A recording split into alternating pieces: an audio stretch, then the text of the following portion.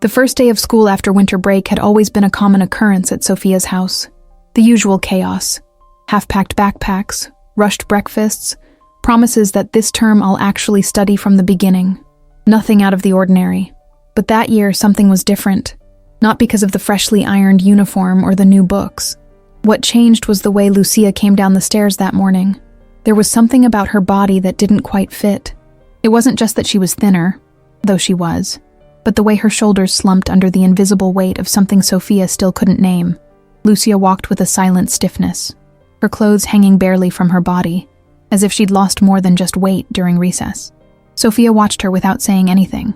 She simply served her a cup of tea and a piece of bread with butter. Lucia looked at the bread for exactly 5 seconds, pushed it aside and said, "I'm not hungry. I'll eat something later."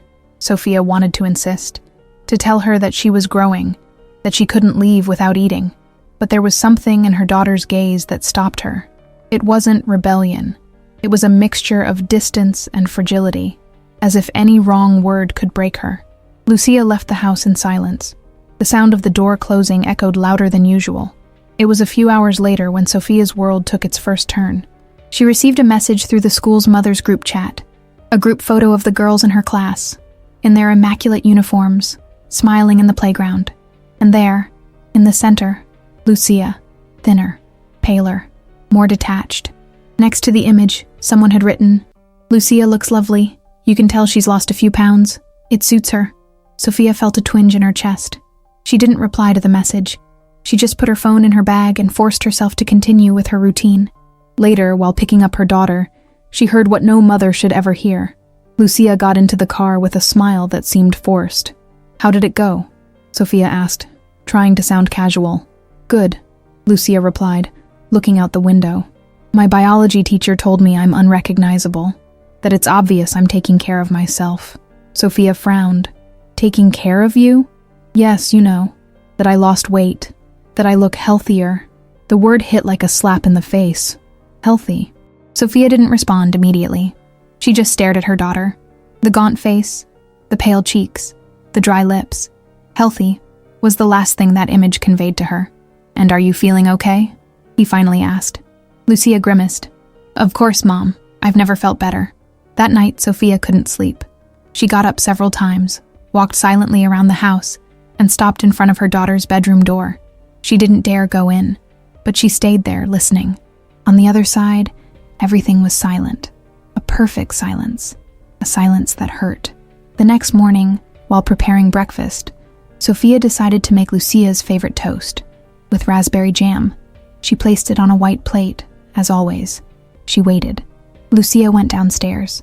She saw the plate, and her face tensed slightly. "I don't want to.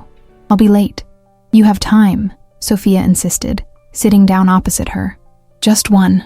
Lucia looked at her, and in that look, Sophia saw something she had never seen in her daughter's eyes before. Fear. "No," said Lucia, pushing the plate away with a movement that was almost reflexive. Sophia said nothing.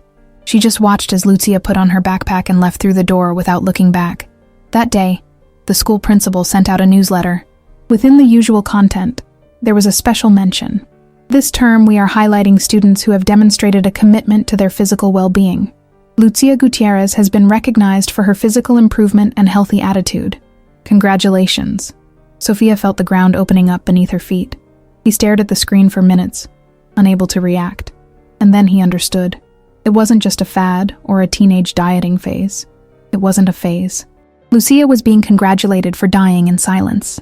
Sophia began to notice details that, until then, had seemed unrelated. Small gestures, new habits, subtle absences.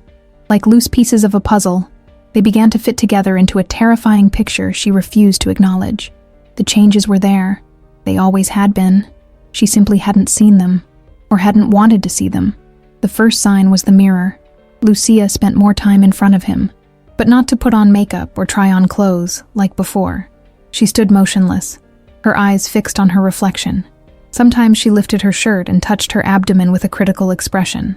Other times she turned to the side, observing her legs, the contours of her face, her arms. She measured her body with her gaze as if searching for flaws that only she could see.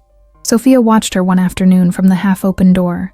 Lucia was standing in her underwear in front of the mirror, measuring her ribs with her fingers, counting under her breath.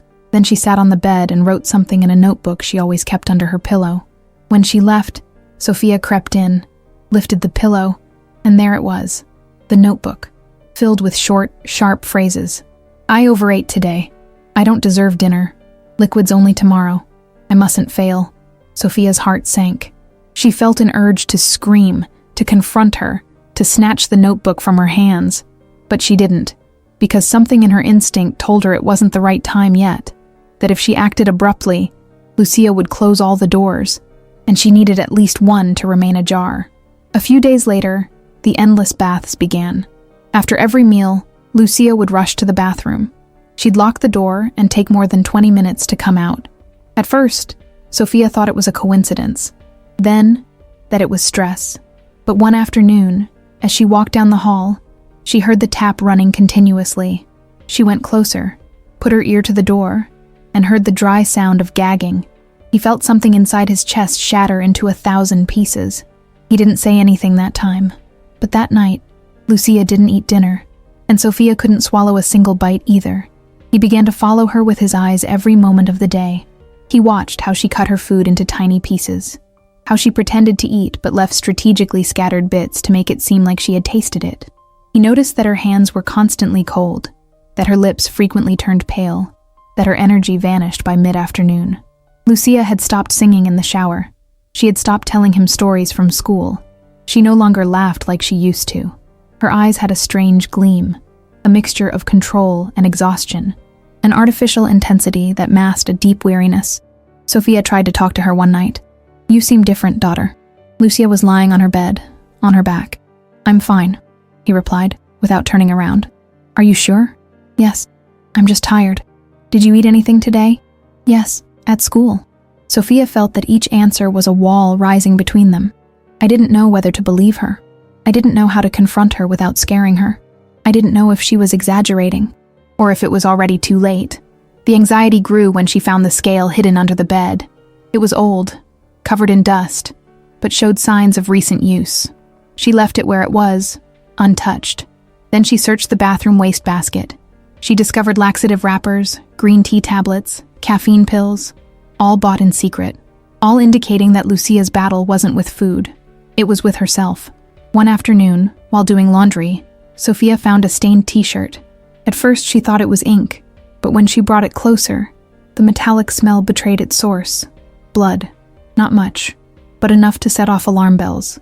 She checked the rest of the clothes. She found no other signs, but her mind raced. Self-harm, accidents, a desperate cry for help. When she tried to talk to her husband, he only said, You're exaggerating. Girls go through this. She's probably on a diet. Sophia felt a silent fury, directed at him, at the school, at herself. It wasn't a diet. It was something that grew silently, like a shadow. That night, she searched teen anorexia online. She read articles, testimonials, forums. She recognized herself in every word, in every story, in every sentence that described what she was seeing in her own home. Each click was like turning on a light in a room she would have preferred to keep dark. Lucia was not only losing weight, Lucia was getting lost. And if Sophia didn't do something soon, she risked never getting her back. Sophia had always believed that the family table was a refuge, a place where the days ended, where laughter mingled with the clinking of cutlery, where conversations flowed freely.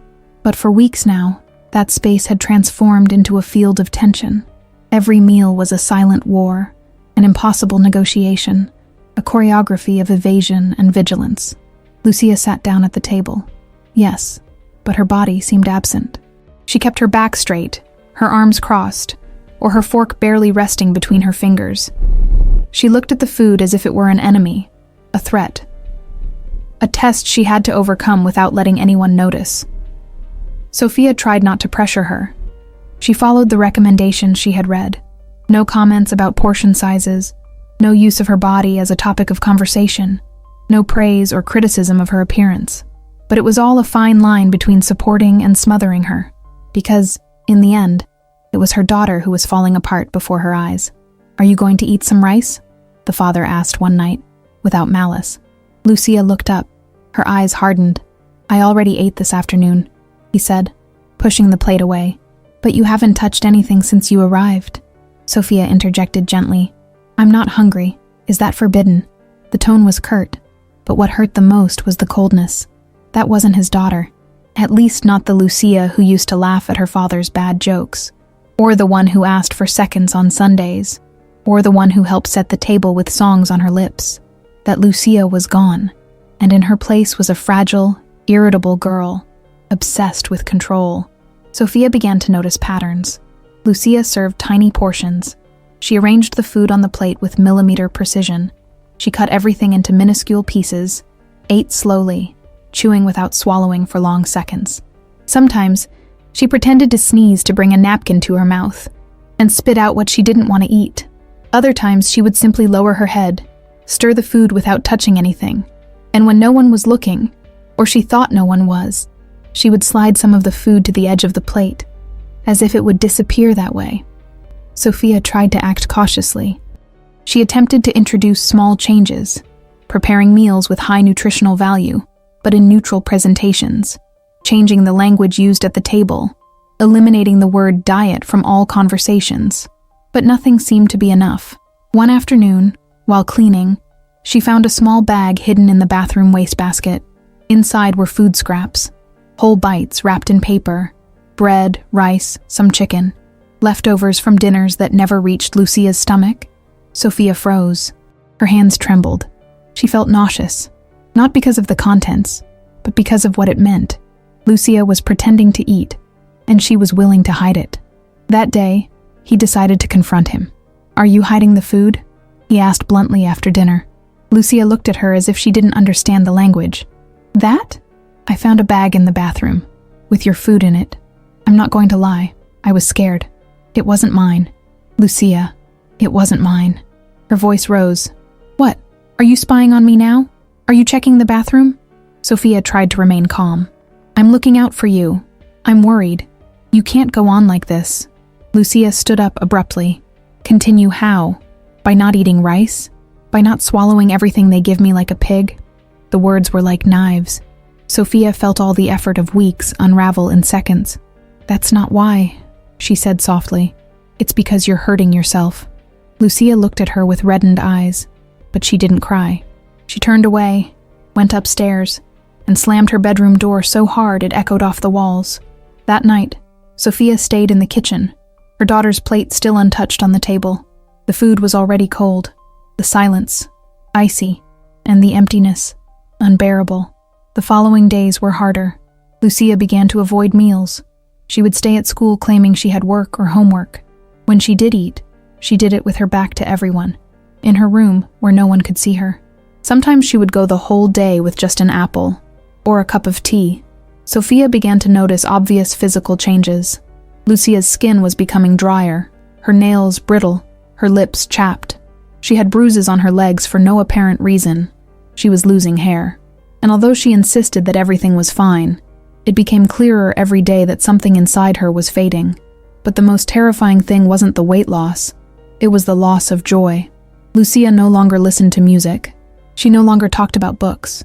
She no longer laughed. Every part of her seemed to diminish with time, as if her body and her essence were shrinking together. The house was no longer a home. It was a silent battlefield, where no one won and everyone lost. Sophia knew she had to act soon, but what he didn't know was how much time he had left before it was too late. The school principal called her in for an informal meeting. Sophia thought they might want to talk about Lucia's grades, or some strange behavior in class. But what she heard when she arrived was very different, and much more disturbing. "We wanted to congratulate you," said the headmistress with a kind smile. "Lucia has undergone a remarkable transformation this past term. She seems focused, disciplined, and much healthier." Sophia felt a chill run down her spine. "What exactly do you mean?" "Well, she's noticeably lost weight. Many students admire her.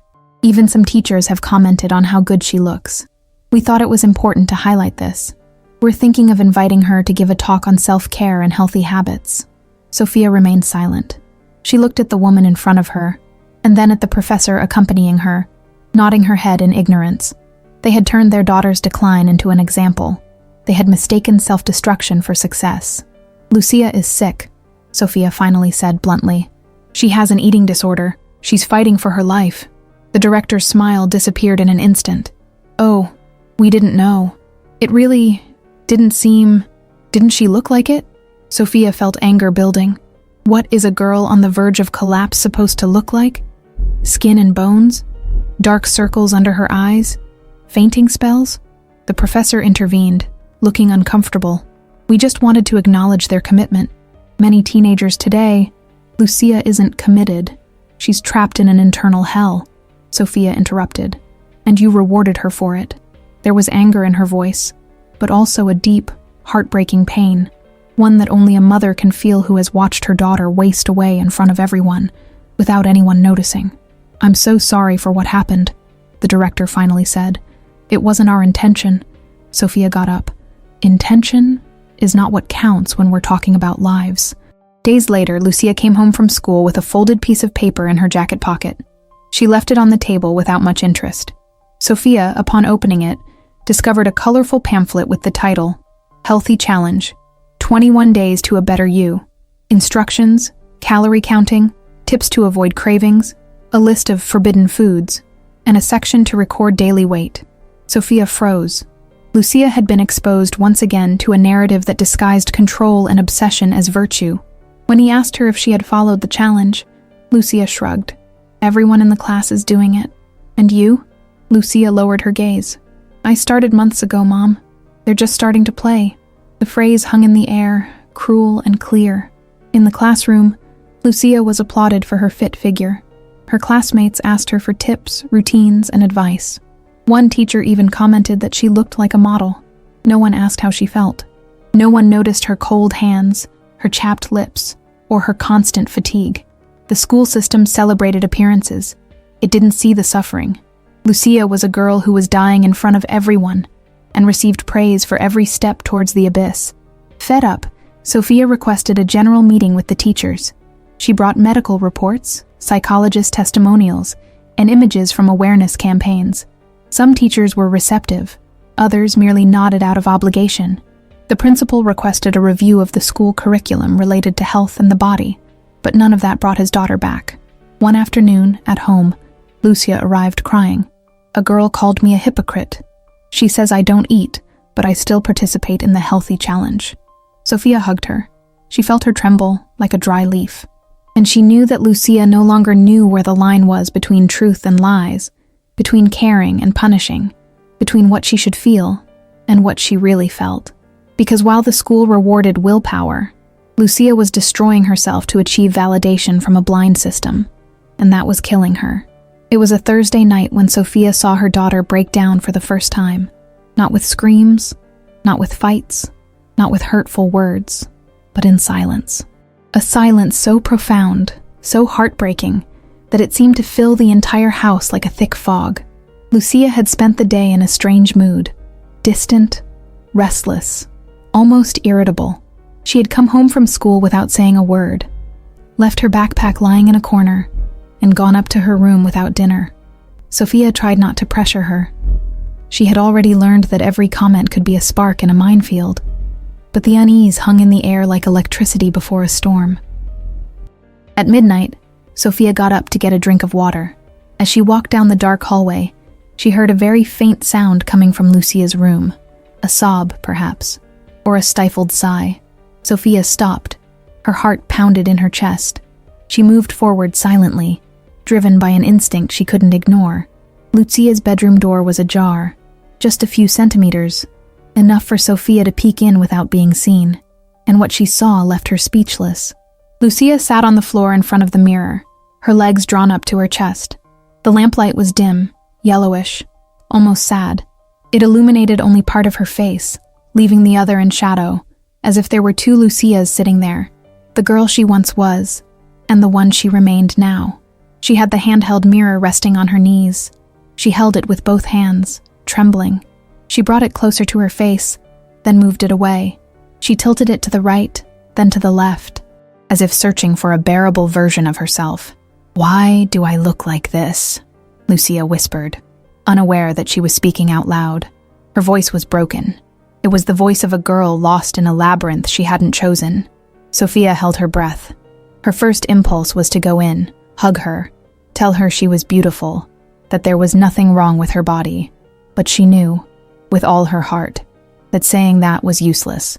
Lucia couldn't hear compliments. She couldn't receive them. Her mind twisted them, turned them into noise, into threats, into lies. Lucia leaned towards the mirror. She touched her abdomen with disgust. "I'm huge." Her lips trembled. "Why can't I see myself properly? Why?" She covered her face with both hands, and she cried. But it wasn't ordinary crying. It was a silent, strained cry that seemed to come from a very deep place. From months, perhaps years, of accumulated pain. Sophia felt her throat close up. Now she took a step, but she stopped before crossing the threshold. Lucia still didn't notice her.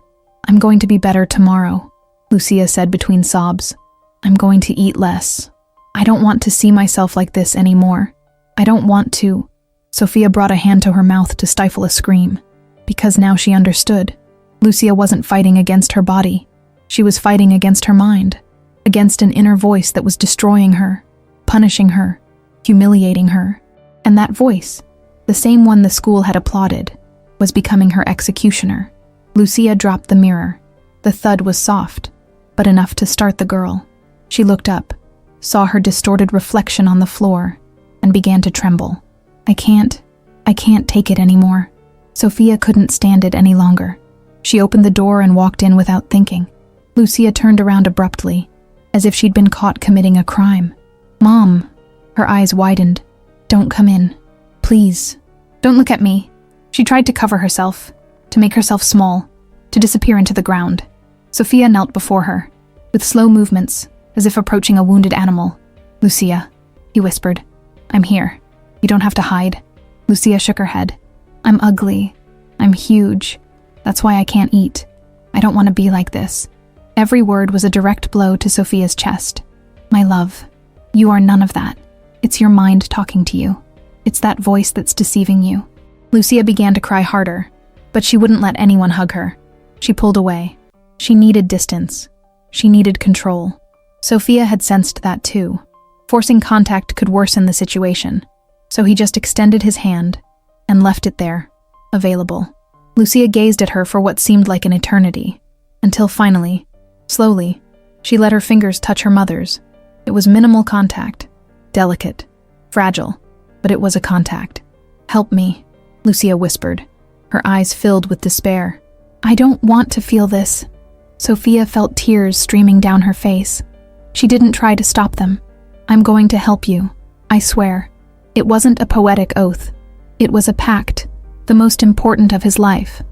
Lucia nodded, barely, and rested her forehead on her knees. Sophia silently accompanied her for hours. She didn't speak. She didn't give advice. She didn't fill the voids with clichés. She was just there, breathing in sync with her, waiting. Because that night, the enemy wasn't the food. It was the reflection. It was the inner voice. It was a pain that Lucia could no longer bear alone. And although Sophia didn't yet know how, that night, she decided that she would do everything necessary so that her daughter could see herself again through the eyes of someone who deserves to live. The next morning, Sophia woke up with swollen eyes and wrinkled clothes. She couldn't remember when she had fallen asleep, only that she had spent hours on the floor at the foot of her daughter's bed, while Lucia sat trembling, staring at some invisible point in the void. That dawn arrived unannounced, bringing with it a truth that Sophia could no longer ignore. Lucia was not on a diet. She wasn't stressed. He wasn't going through a teenage phase. Lucia was sick. Going downstairs to the kitchen, Sophia stood in the dark, holding onto the back of a chair to keep from collapsing. She took a deep breath, trying to sort out the chaos swirling inside her. She was afraid, a fear she had never felt before, but she also had a newfound certainty. This wasn't going to fix itself.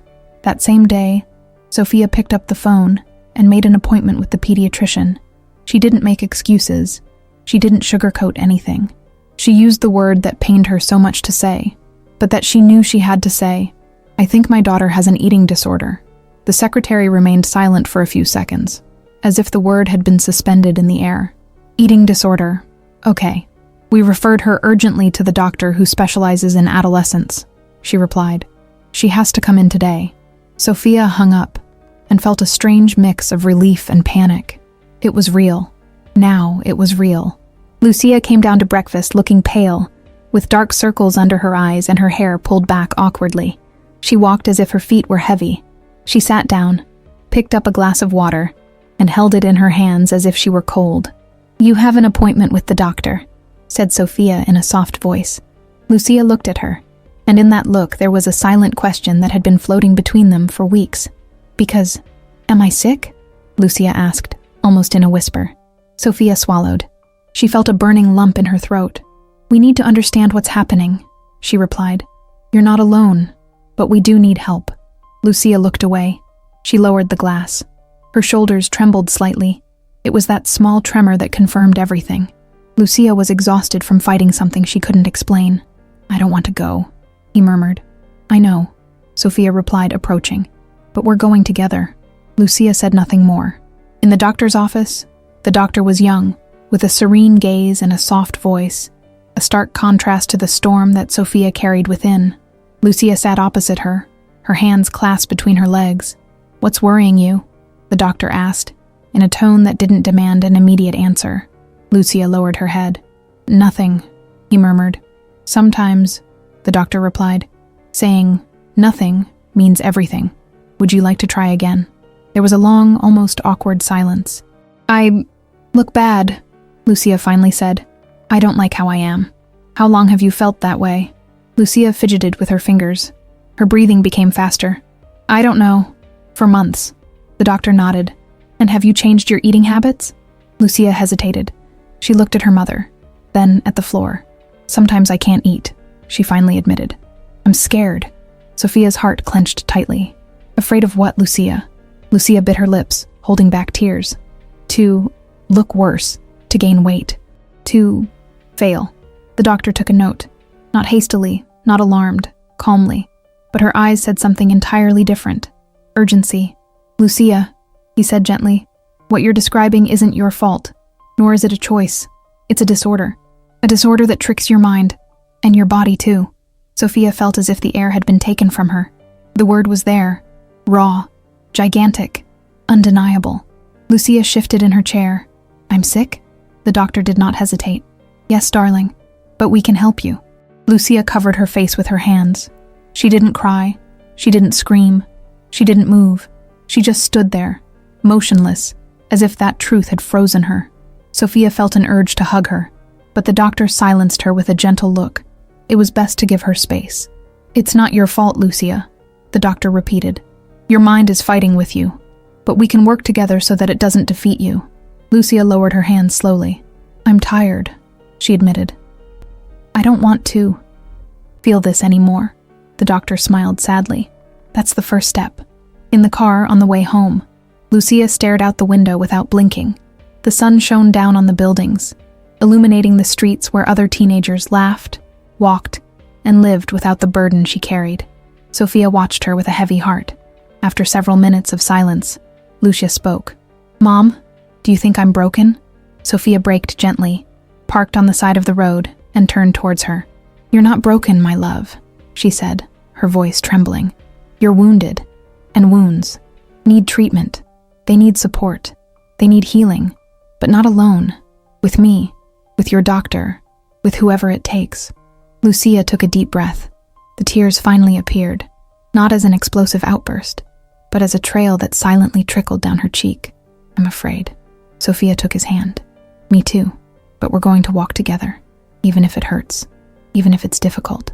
Lucia squeezed her mother's fingers, and for the first time since it all began, he didn't take his hand away. The day she fainted arrived unannounced, though all the signs were there: extreme fatigue, increasingly cold skin, deep dark circles under her eyes, lack of concentration.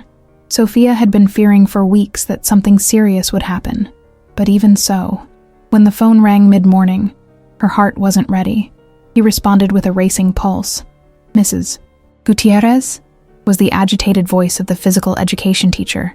"You have to come now. It's Lucia. She's fainted." Sophia felt an immediate emptiness in her stomach, as if her soul had fallen to the floor. She didn't think. She didn't pick anything up. She didn't breathe. She left the house almost running, with the keys in her trembling hand. The journey to school was a jumble of blurry images and thoughts that ran over each other. She must be okay. What happened? Did she eat something? Was she sleepy? Am I running late? Each traffic light seemed to last forever. Each car, an obstacle in the middle of a race against time. When he arrived, the director was at the entrance, looking nervous. She's in the infirmary. We found her lying on the gym floor. She wasn't responding. Sophia didn't let her finish.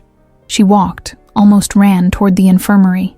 She opened the door without knocking, and there was Lucia, lying on a stretcher, her cheeks as pale as paper. Her breathing was shallow. Her eyelashes barely trembled. Her hands were so cold they felt like marble. A teacher held a damp compress to her forehead. "Lucia, my love," Sophia whispered, approaching with a broken voice. The girl's eyes opened slowly.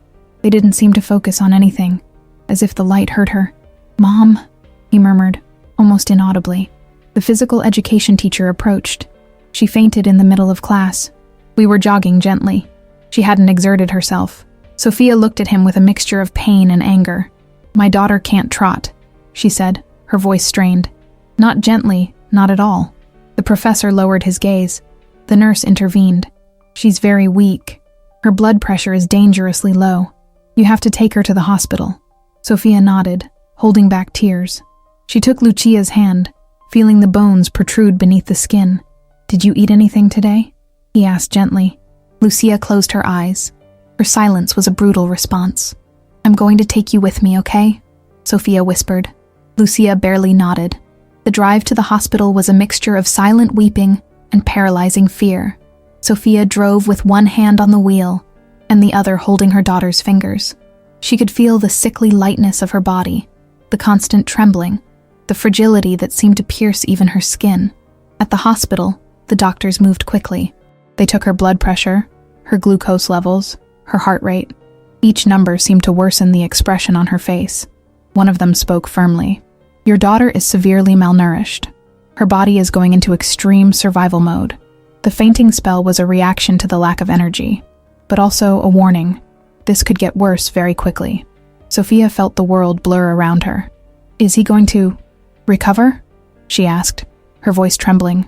The doctor hesitated for a second, barely perceptible. "If we intervene now, yes, but it needs specialized care, a multidisciplinary team, clinical nutrition, therapy, psychiatry, constant supervision." Sophia swallowed hard. She had never heard so many medical terms in a single sentence. Each one sounded like a punch. What would have happened if I hadn't been in class?" he asked. The doctor looked at her seriously. "I might not have woken up." Sophia's legs almost buckled. She leaned against the wall. She felt a brief but intense dizziness. The doctor continued, "We're going to stabilize her. But you have to understand that this isn't just physical. Your daughter is battling something that's beyond her control." Sophia nodded as tears streamed down her face uncontrollably. "We'll do whatever it takes," he murmured. "Tell me what to do. Anything." Hours later, Lucia woke up in the observation room, connected to IV drips, with sensors on her fingers, her skin even paler under the hospital lights. "Mom," she said, her voice fragile. Sophia immediately pulled up a chair. "I'm here," he whispered. "I'm not going anywhere." Lucia looked at the tubes connected to her arm. "I ruined everything." "No, my love," Sophia said, gently taking his hand. "You didn't ruin anything. You're struggling with something enormous, and you don't have to do it alone." Lucia took a deep breath. Her voice trembled. "I'm afraid." Sophia rested her forehead against her daughter's. "Me too. But I promise you we'll get through this. Both of us." A tear fell from Lucia's face. It was small. It was silent. But it was the first tear that didn't come from guilt, but from relief. As Sophia watched her sleep, she realized something that struck her hard. There would be no more excuses. There would be no more, "Maybe it's normal." There would be no more silence. Lucia had reached her limit, and Sophia wasn't planning on losing her. After the fainting spell and hospitalization, time seemed to move with an unreal slowness. Each day felt like an unsteady step across a fragile bridge. There was no manual for mothers with daughters who refused to eat, There was no instruction manual for loving without suffocating, for caring without controlling, for being strong when all you want to do is break. Lucia was discharged with specific instructions: supervised meals, weekly therapy sessions, constant monitoring of weight and blood pressure, and psychological and psychiatric follow-up. Sophia left the hospital with a folder full of instructions and a heart full of unanswered questions. The first night at home was strange, too quiet. Lucia didn't say much. She showered, put on her cotton pajamas, and locked herself in her room without asking for dinner. Sophia left a bowl of lukewarm soup outside her door. She didn't insist. She didn't knock. She didn't ask any questions. She just sat on the hallway floor and waited in silence. Minutes later, she heard the door open, then the barely perceptible sound of a plate being lifted. Later, the clatter of a spoon against the ceramic. Small, hopeful, devastatingly fragile. Sophia closed her eyes. She didn't celebrate. She didn't get her hopes up. She had learned that with this disease, every step forward could be undone the next day. But in that moment, she allowed herself to breathe. That was all. The following days were a constant challenge. Sophia had to restructure everything: schedules, family dynamics, even the words used at home. The language changed. They no longer talked about gaining weight or losing weight. They talked about strengthening the body, nourishing oneself, taking care of the mind.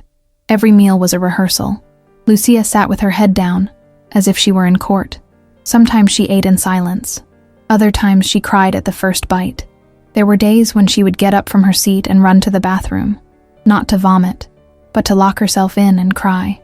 Sophia was waiting for her on the other side of the door. She wasn't pressing. She was just repeating, "I'm here. Whenever you're ready." Lucia took a while to answer him, but one night, while they were brushing their teeth together, she said softly, "Sometimes eating hurts me more than not eating." Sophia looked at her in the mirror. She didn't say, "I know." She didn't say, "It's going to happen." She only said, "Thank you for telling me." Because in this war, naming the pain was already a way of resisting it. Lucia's therapist asked them to keep a shared journal, a notebook where mother and daughter could write what they couldn't say out loud. At first, it was awkward. Sophia wrote sweet letters that Lucia didn't read. Lucia drew crooked lines that Sophia couldn't understand. But over time, the notebook filled with little pieces of truth. One afternoon, Lucia wrote, "When people tell me I look better, I feel like I've failed, because I don't want to improve. I want to disappear." Sophia took 2 days to respond to that question. When she did, she wrote, "I understand, but if you disappear, I will too, because I don't know how to exist without you." Lucia didn't respond with words, but the next day, she ate a slice of bread, the whole thing, without hiding it, without cutting it into 12 pieces. She just ate it, in silence, with tears in her eyes, but she did it. At school, the atmosphere changed. The principal issued a formal apology for having encouraged harmful messages. An emotional health campaign was created. The healthy challenge was eliminated. Workshops with psychologists were implemented, but the damage had already been done. Lucia avoided eye contact with her classmates. Some looked at her with pity, others with disdain, and still others with envy, as if her struggle were still an aesthetic ideal to strive for. Sophia wanted to take her out of school. Lucia refused. "If I hide, then the voice won," he said. So he stayed, and it endured. The visits to the psychiatrist were difficult. Lucia hated talking. She hated naming her thoughts. Sometimes she refused to go in. Other times she withdrew into a thick silence. But the professional persisted, without pressure, with respect. One day, after weeks of silence, Lucia said, "I don't want to die, but I don't know how to live like this either." That was the turning point. The psychiatrist looked at her and replied tenderly, "Then let's start living differently." Sophia, for her part, started attending a support group for mothers of teenagers with eating disorders.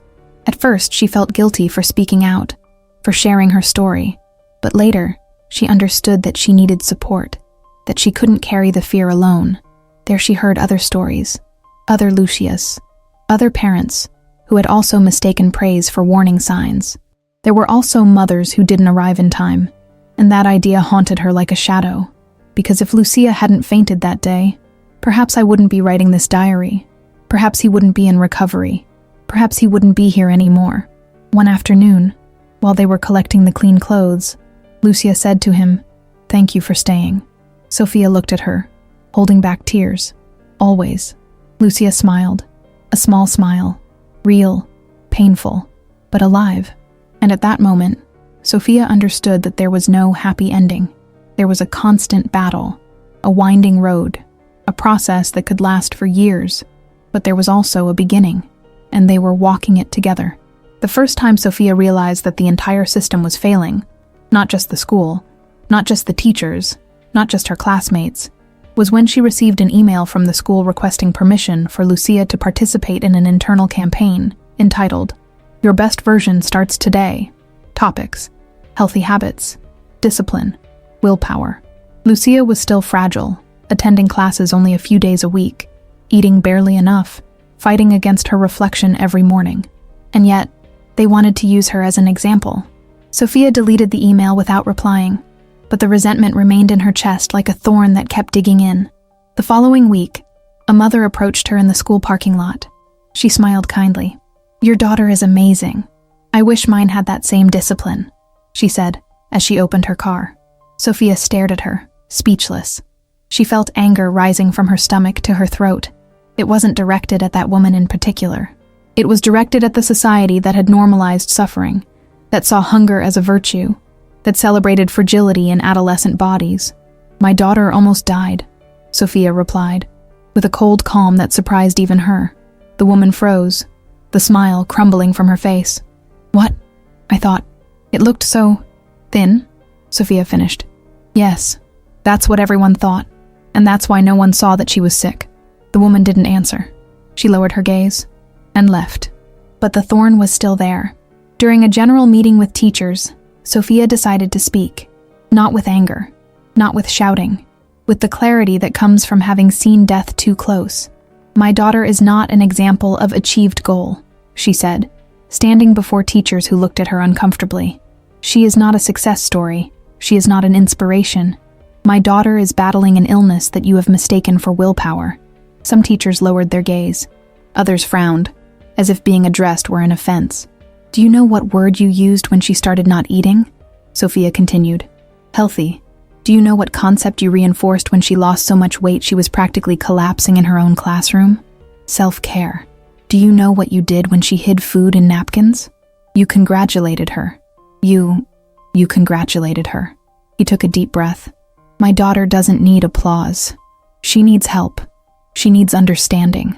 She needs an environment that doesn't romanticize self-destruction or turn her suffering into an achievement." The room fell silent. The principal tried to intervene, but Sophia raised a hand. "I'm not here to blame," she said. "I'm here to prevent another girl from going through what Lucia is going through. Because this system, the system, applauds disease. It rewards sacrifice. It celebrates what kills." No one had an answer. Meanwhile, Lucia was dealing with her own personal hell inside the school. The girls were murmuring. Some said she was dramatic. Others envied her strength. Others said, "I wish they had that waist too." One day, Lucia came home with a crumpled note in her hand. She left it on the table without saying anything. Sophia opened it. "I wish I could get sick like you so I could lose weight so fast. What's your secret?" The paper trembled between Sophia's fingers. She felt nauseous, painful, deeply tired. Lucia watched her from the hallway. "I didn't write it," she said. "They left it in my locker." "I know," Sophia replied. "It couldn't have been yours." Lucia hugged herself, her shoulders slumped. "Sometimes I think I'm the problem," he whispered. "No, my love. The problem is a system that can't see beyond appearances." Lucia lowered her gaze. "I want to disappear." Sophia hugged her. This time, Lucia didn't pull away. She stayed in her arms, small, vulnerable, exhausted. That's when Sophia decided to take her to a foundation specializing in eating disorders. There they met girls of 8, 9, 11 years old, girls who had already learned to count calories, girls who believed that eating was a sin, girls who had been congratulated for losing weight when in reality they were slowly dying. Lucia looked at them in silence, and she cried. "I thought it was only happening to me," she said later. "No, my love, it happens to many women. That's why we have to talk about it. That's why we have to change what's taught. What's applauded? What's normalized? Lucia took a breath with difficulty. Do you think I can heal? Sophia, for the first time since it all began, did not hesitate. Yes, but not in a system like this. You will heal when you learn to listen to yourself, and when the world learns to be quiet. Lucia nodded, barely. That night, when they got home, he left an apple on the table, not to eat it, to prove something. This doesn't define me, she said in a fragile but firm voice. And Sophia knew that a new chapter was beginning, one where Lucia was no longer a symbol of the system that had harmed her, but a girl who was beginning to reclaim her life. Lucia's first day of therapy was like opening a door they both knew was necessary, but neither wanted to cross. The room was small, with warm lighting that attempted to soften an atmosphere heavy with fear and anticipation. There were 2 chairs facing each other, and a table with tissues, as if the place were used to receiving tears. Lucia entered with her shoulders hunched, her hands hidden in the sleeves of her sweater, and her hair covering half her face. Sophia walked behind her, not touching her, not pushing her, with that extreme caution she had learned through trial and error. The therapist smiled serenely. "Hello, Lucia. I'm glad you're here." Lucia lowered her gaze. "My mom wanted to come," he replied, almost inaudibly. The therapist didn't correct, didn't question, didn't explain. She just said, "Okay, getting started is what's important." Sophia sat in the back chair, a silent companion. She'd been told the first sessions would be an adjustment period, that it was normal for Lucia not to speak, that she might even sit there without saying a word. Silence, in the world of eating disorders, is also a form of communication. The first 20 minutes passed uneventfully. Lucia didn't speak. She fidgeted with her fingers. She avoided the mirror in the corner. She observed the rug, the window, any place where no eyes could read her inner turmoil. The therapist broke the ice with a gentle question. "What is your favorite place in the world?" Lucia replied with a whisper. "I don't know." "Is there anywhere you feel safe?" Lucia shook her head. "I don't feel safe anywhere." Sophia felt a knife plunge directly into her chest. She covered her mouth with her hand to stifle a cry that would only do no good. The therapist nodded, as if that answer was just another piece in a puzzle she already knew all too well. "Okay," she said. "Let's build one together." Lucia looked at her for the first time, not with hope, with doubt. "And what if I can't? Then I'll lend you mine," replied the therapist. Something in Lucia's eyes trembled, as if she had received a gesture she had been waiting for months. As the days passed, the therapy began to take shape. There were no grand revelations, no cinematic catharsis. Rather, there were small moments when Lucia would drop invisible protectors for a few seconds. One day he said, "I'm afraid to eat." Other, "When I look in the mirror, I don't know what I see." And another, "I don't want to die, but I don't want to live like this either." Each sentence arrived like a stone thrown slowly, painful, heavy, honest. Sophia listened in silence, learning not to intervene, not to save, not to explain. It was the therapist who took the weight of each word and returned it transformed. "It's normal to feel fear," he kept repeating, "but fear doesn't have the last word, only the first." The psychiatrist, for his part, conducted more rigorous evaluations. He explained to Sophia that Lucia showed advanced signs of severe restrictive eating disorder, that the weight loss wasn't the most dangerous thing. It was the relationship she had developed with her body. It was the distorted perception. It was the constant thought of disappearing. The goal isn't just for him to eat, the doctor said. The goal is for him to want to live inside his own body again. Sophia felt a lump in her throat. And what if he can't? The doctor sighed. Then we'll have to show him how it's done. At home, the routine was a mixture of tension and tenderness. Lucia ate under supervision. Sometimes she cried before taking the first bite. Other times she remained still, paralyzed, as if the plate were a minefield. Sophia had learned not to say phrases like, "It's just food, no problem." "You have to eat."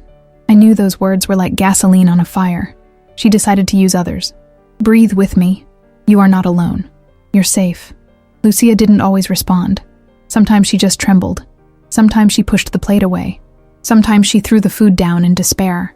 But there were small moments of connection that Sophia treasured. One night, while they were having dinner together, Lucia put down her fork, took a deep breath, and said, "I'm sorry if I hurt you." Sophia approached calmly. "You're not hurting me. I feel the same pain you feel, but I'm here, and I'll stay." Lucia nodded, her eyes moist. "Thank you for not giving up on me." Sophia swallowed. "I'll never do it." The relapses came too. Episodes in which Lucia seemed to regress weeks. Days when she barely ate anything. Moments when she would lock herself in the bathroom again to cry. There was even a night when Sophia found her sitting on the floor, hitting her legs in frustration. "I don't want this body. I don't want this mind. I don't want to be me." Sophia knelt in front of her. "You don't have to be strong right now. Just stay with me." Lucia let her head fall onto his shoulder. It was an awkward, desperate hug, full of shame, but also full of truth. The therapeutic process lasted weeks that turned into months. And although the road was long, something in Lucia began to change. Small gestures, small victories, small cracks in the darkness. One afternoon after therapy, Lucia said simply, "Today, I didn't hate my face as much." And for Sophia, that phrase was a miracle. Not a huge one, not an epic one, a real one.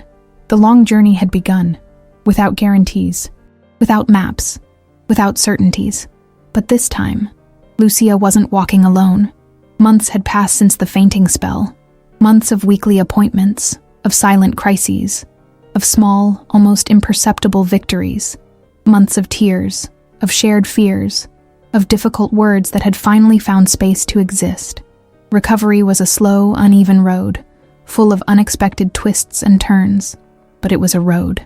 And then that day arrived. That day that Sophia would never forget. Not because it was perfect. Not because it was magical. But because it represented something that, in the world of eating disorders, is equivalent to a rebirth. He arrived without warning, without preparation, without ceremony. Lucia had just returned from therapy. She was tired, with those soft, dark circles under her eyes that appeared when the session had been emotionally intense. She went up to her room without saying anything, only with a, "I'm going upstairs for a moment." Sophia interpreted it as always. Give him space, but stay close. That strange balance she had learned, that walking on tiptoes in her own house. 10 minutes passed. Quince. 20. No sound. That silence. It wasn't normal. Not that kind of silence. Sophia climbed the stairs, her heart racing, touching each banister as if she feared her legs would give way. When she reached the hallway, she noticed Lucia's door was ajar. She heard no crying. She heard no sudden movements. And that was what worried her. He took a deep breath and poked his head out, and what she saw left her speechless. Lucia stood before the mirror, but not like before. Not crying, not touching herself with contempt, not analyzing every inch of her body with that cruel gaze she had adopted for so long. She was sitting on a small stool, with a piece of toast in hand, a simple piece of toast. Sophia felt such a deep vertigo that she had to lean against the doorframe.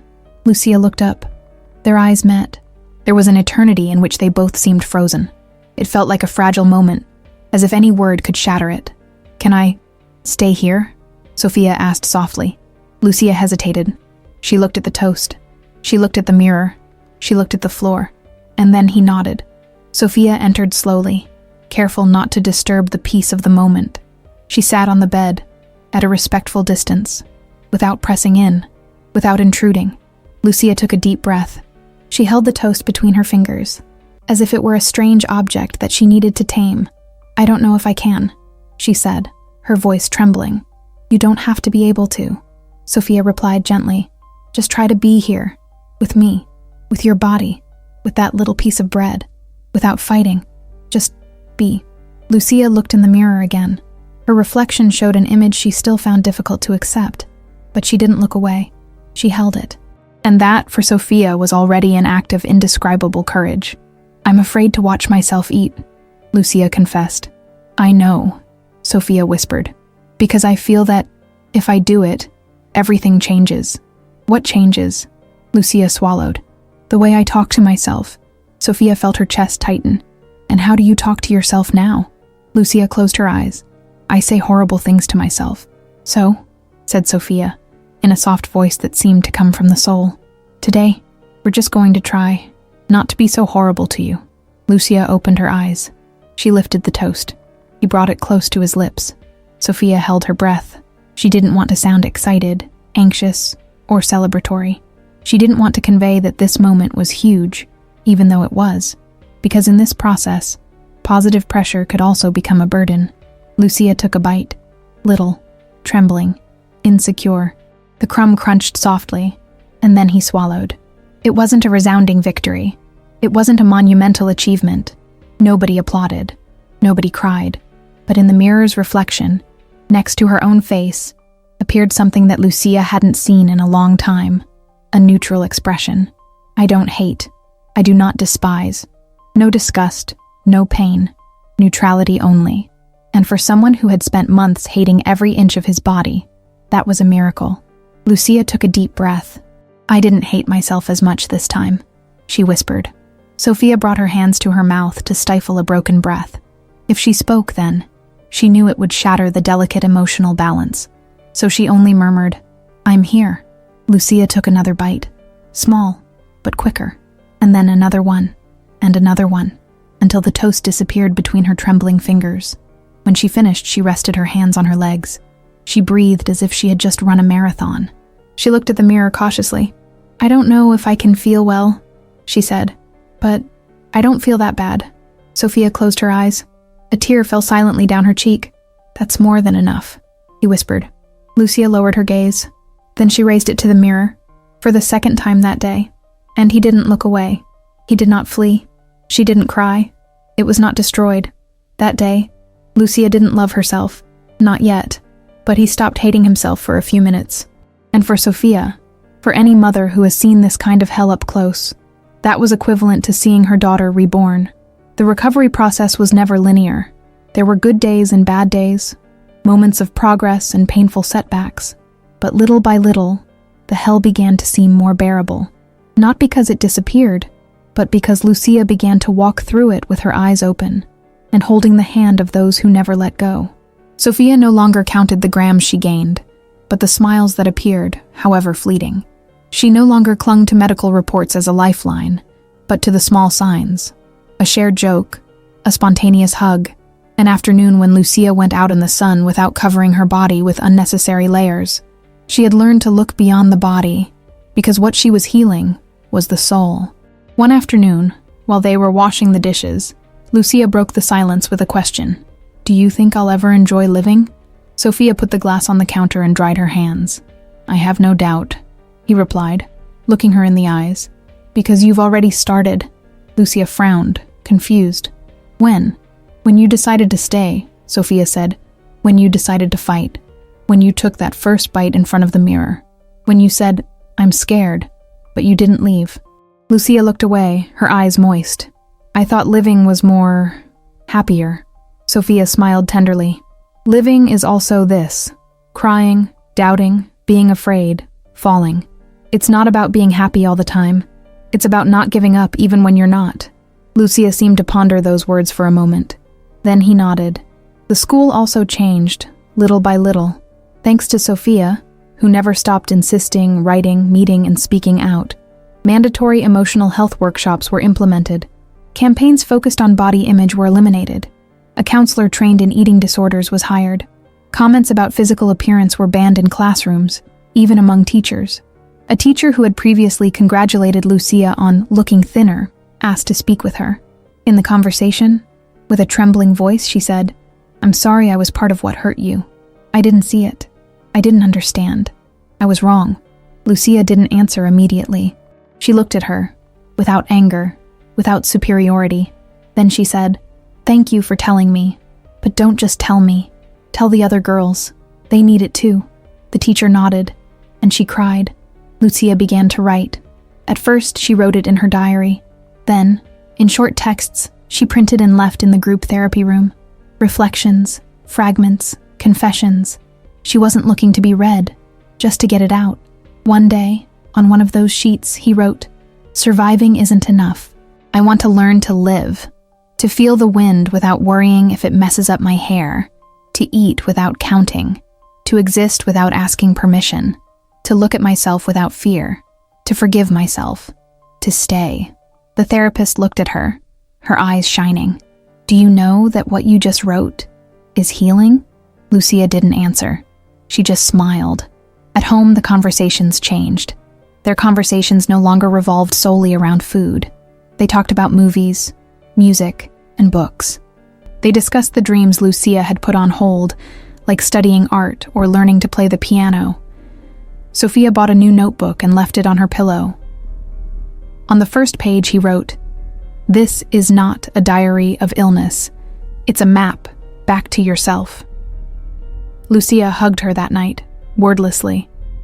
It was a long, warm hug, full of life. One morning, upon waking up, Sophia found Lucia in the kitchen. "Are you hungry?" he asked, as he did every day. Lucia thought for a second. "Yes, a bit." Sophia smiled. "What would you like?" "Bread, with jam. Nothing special, nothing heroic. But for them, it was everything. The fear didn't completely disappear. Some nights it still weighed heavily. Some mirrors remained enemies. Some inner voices still whispered cruelly. But now, Lucia had tools. She had support. She had names for her monsters. And above all, she had the courage to stay. One day, while they were walking through the park, Sophia asked him, "What do you feel now when you think about yourself?" Lucia thought about it for a few seconds. Then she said, "That I'm learning to love myself, slowly." And Sophia knew that this was the closest thing to freedom her daughter had felt in a long time. The recovery was not the end of the story. It was the beginning of something new, one where Lucia didn't need to hide food in her backpack, nor escape from the mirror, nor do I wish to disappear. A story where I learned, every day, how to live. Sophia never imagined her life would be defined by numbers on a scale, by therapy sessions, by sleepless nights waiting to hear the whisper of sobs behind a closed door. Nor did she imagine she would have to learn to decipher invisible signs, to read fears disguised as discipline, to find pain hidden behind seemingly harmless praise. But there it was. Months later, watching Lucia sit on the warm grass in the garden, with a book on her lap and a calm expression, not happy, not perfect, just calm, Sophia felt something she hadn't felt in a long time. Peace. Not because the danger had disappeared, not because the disease had been defeated, but because, for the first time, Lucia was no longer alone in the darkness. Sophia walked over to her and sat beside her. Lucia looked up, smiled slightly, and rested her head on her mother's shoulder. A simple gesture, an everyday gesture. But for Sophia, it was a reminder. Miracles don't always arrive with a bang. Sometimes they arrive quietly, in the smallest details. "I'm afraid sometimes," Lucia confessed, without looking up, "of going backwards, of feeling like I did before." Sophia gently stroked his hair. "I'm scared too," she said, "but you're not walking alone." Lucia nodded, took a deep breath and closed her eyes. The wind gently stirred the leaves of the trees, and for a moment, the world seemed to stand still. Sophia never spoke publicly about her daughter's illness. She didn't write open letters or give speeches, but she did do something that changed her world forever. She talked to other mothers, sometimes out loud, sometimes in whispers, sometimes with tears, sometimes with anger. I told them what I had learned through pain, that praise can be a trap, that thinness is not synonymous with health. Eating disorders don't start suddenly, they start silently, that a mother's gaze can save or can destroy. She said the phrase that nobody wants to hear, but everyone needs to hear. Your daughter could be dying while everyone is congratulating her. Some mothers looked at her uncomfortably. Others walked away, dismissing the possibility. But there were those who stayed, those who nodded with moist eyes. Those who said, "My daughter has changed too. My daughter doesn't want to eat anymore. My daughter looks at herself in the mirror too much." Sophia listened to them. She held their hands, and she told them what she herself had needed to hear months before. Don't wait until she faints. Don't wait until it's too late. Don't wait until fear hits you in the chest. Act now. Speak now. Look now. Lucia, for her part, continued to grow in her process.